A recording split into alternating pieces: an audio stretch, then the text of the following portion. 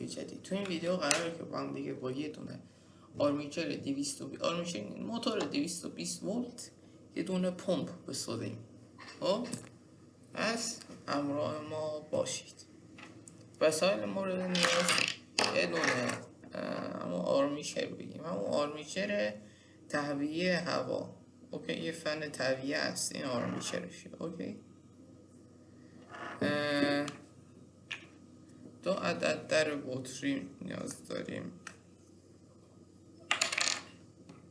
یه خودکار، یه آیفون 13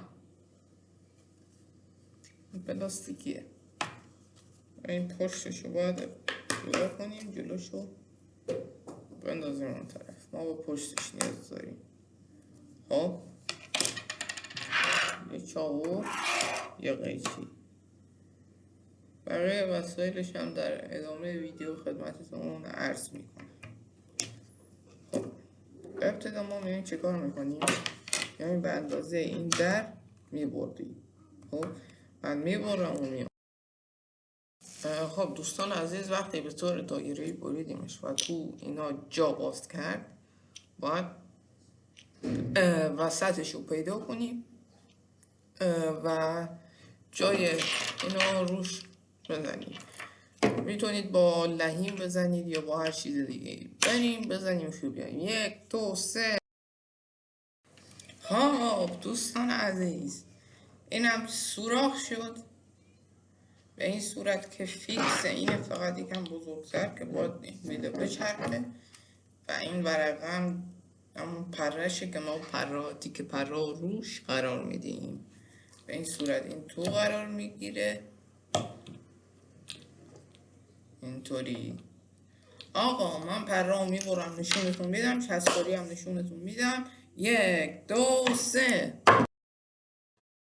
دوستان عزیز، این هم از تیکه هایی که باید به این صورت روی پرکمون قرار بدیم. بریم قرار بدیم. 1 2 3.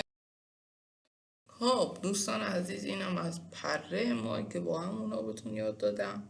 خب در مرحله بعد باید اینو به این قسمت کلا آب بندی کنیم که وقتی آب میاد وارد موتورمون نشه، یعنی این قسمت کلا پلمپش کنیم. بعد اینو قرار بدیم، بعد یه سوراخ در این قسمت ایجاد کنیم و این قسمت هم یه سوراخ ایجاد کنیم. بریم که مرحله این کار رو انجام بدیم. 1 2 3. خب دوستان عزیز، ما اینو چسبوندیم و سپس باید اینو داخلش قرار بدیم و یه سوراخ این وسط هم ایجاد کنیم. بریم سراغشون. خب دوستان عزیز، پس از اینکه اینو درست کردیم و اینم وصل کردیم بهش و دیگه قشنگ چسبید، مرحله آخر اینه که اینا با هم بچسبونیم و به این صورت به این سوراخی که این وسط ایجاد کردیم میله قرار بدیم. یه آسان و ساده کار بودی. بریم سراغش. خب دوستان عزیز، اینم از پمپ آب خوشگلمون. بریم واسه تستش. خیلی قشنگه، من خودم زدمش تو برق. فقط این قسمت چون اون بوده چسب بود نشد متاسفانه به چسبونیمش. اوکی، اومدم چه کار کردم؟ اینجا دستمال کاغذی زدم، بعد با چسب قطره‌ای دورش رو چسبوندم. بشن دیگه سفت پلمپه. اینم از یه پمپ آبمون اختراز. لطفاً بچه ها چنل ما رو سابسکرایب و لایک کنید. بدون وقت بریم سراغ تستش. دوستان عزیز، به دلیل اتفاقاتی که افتاد و سر میز من پر آب شده و مودمم سوخت. چی بگم، اتصالی برق زد، جرقه زد، برقا داره رفتن. شرمنده بابت این اتفاقات. ویدیوشو واسهتون میذارم.